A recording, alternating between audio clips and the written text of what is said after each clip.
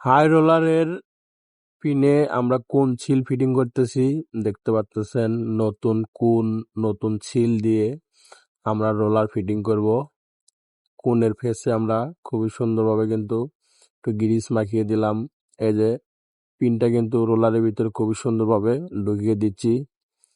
Greece দিয়ে দিচ্ছি যেন জিনিসটা ইজি হয়, রোলারটা যেন ইজি হয়। দেখতে পাচ্ছেন আমরা কিন্তু পিনটা খুবই সুন্দরভাবে এক পাশ থেকে ঢুকিয়ে দিলাম। দেওয়ার পর এখন আমরা একটু গিয়ার অয়েল দিয়ে নিব রোলারের ভিতরে, তাহলে ভালো হবে।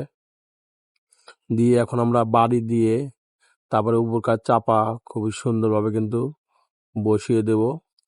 এই পাশে একটু জাম হয়েছে, সেই জন্য মূলত আমরা হ্যামার দিয়ে খুবই সুন্দরভাবে বাড়ি দিয়ে এই যে পাশে আবার কোন ছিল বসাই দিচ্ছি।